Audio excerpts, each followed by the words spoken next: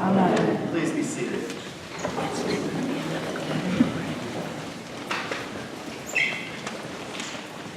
Earlier this week I had an experience which I suspect some of you have had as well. I went to look for my reading glasses, which should have been on the coffee table in the living room, which is where I always try and leave them. I normally read on the sofa in the living room, and I try and leave them there so I know where they are. But they weren't there. So I looked on the piano, they weren't there. I looked in the kitchen, they weren't there. I looked upstairs, they weren't there. I started tearing the cushions off the couch, thinking maybe they had slid down in between the kitchen, in between the couches and the cushions.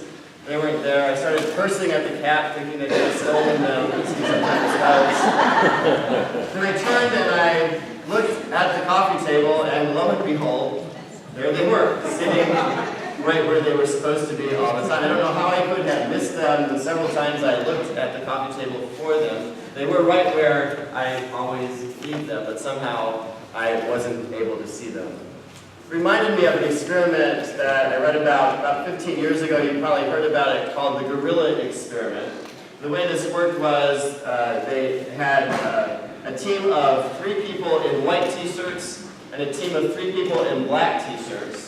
And they had each team throwing a ball to each other. So the white t-shirted team throwing a ball to each other, the black t-shirted team throwing a ball. They had them all mixed up in a circle, and they videotaped this. And then they had people watch the videotape and silently keep track of how many times the white team passed the ball to each other. In the middle of the video, a woman dressed up in a gorilla costume walks out, stands in the middle of the circle of these 6 people throwing the ball to each other, beats her chest, and walks off. Fully half of the people who watched that video failed to see the gorilla because they were so busy counting the number of times the white t-shirted team threw the ball to each other. If you watch it, you can find the video online and search for a gorilla experiment. Now that you know the gorilla is coming, of course you'll see it. But it's just impossible to believe that people could have missed that. But what he gets at is that really we think we see everything going on around us, but actually we're only seeing just a tiny slice of what's really happening in the world around us. Our attention is focused on a few things, and we miss a whole bunch of stuff.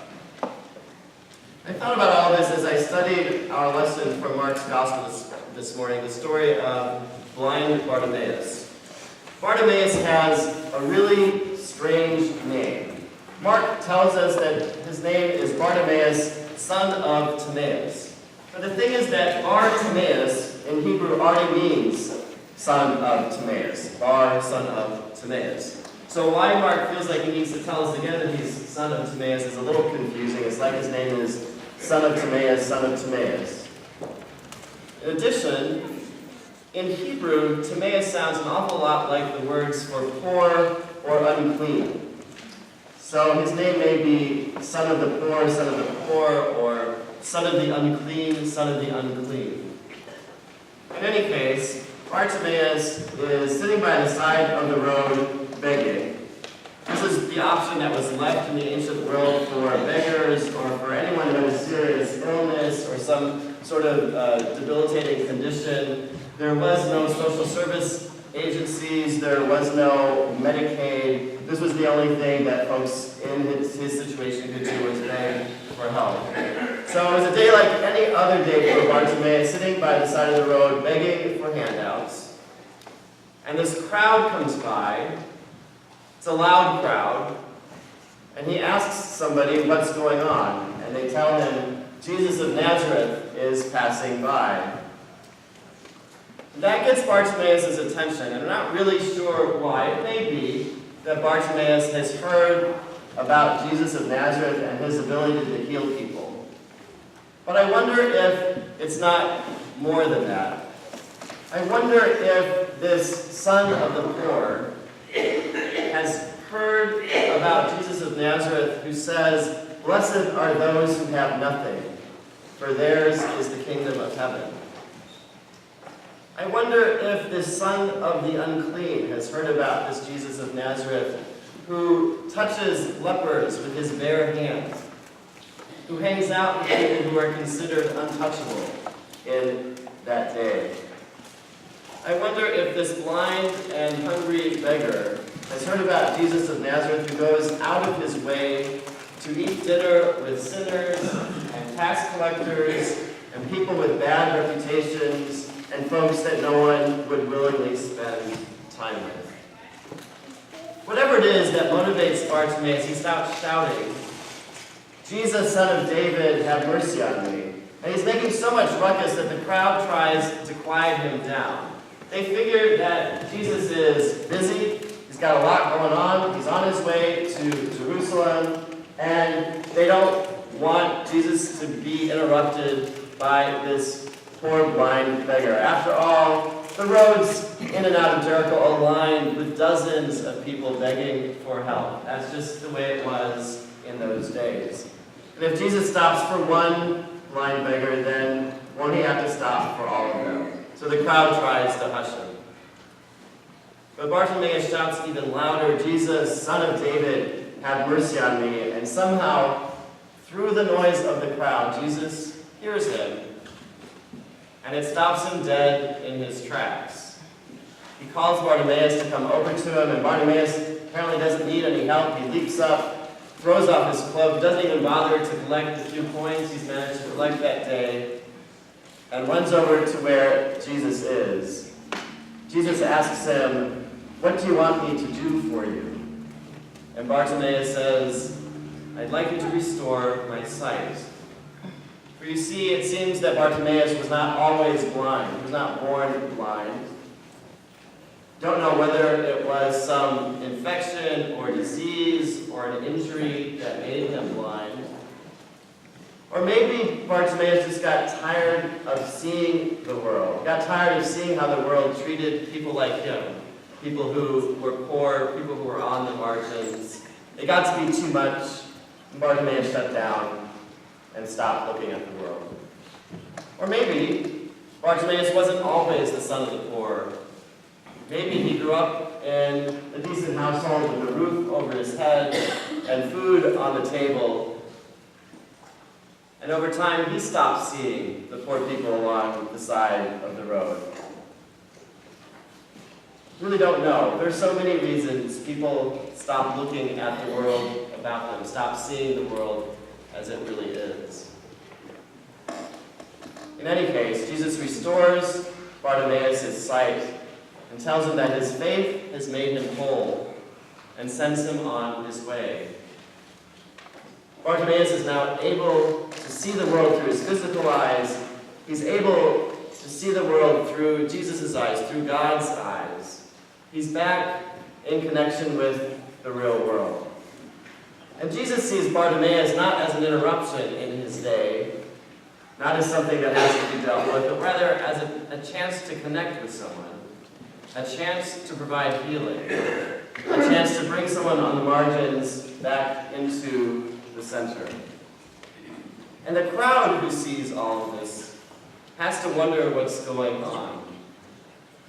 Throughout Mark's gospel, Mark tells us stories that show how the disciples and the crowd fail to see who Jesus is.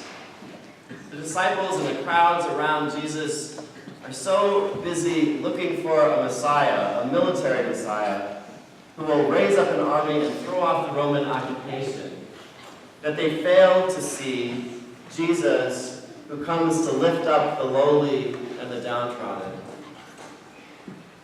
The disciples are so anxious to see in Jesus the Messiah who's going to come and overturn the social order, and they're excited about that because they argue about who's going to get to sit in places of honor and power at his left and right hands when Jesus ushers in this new kingdom.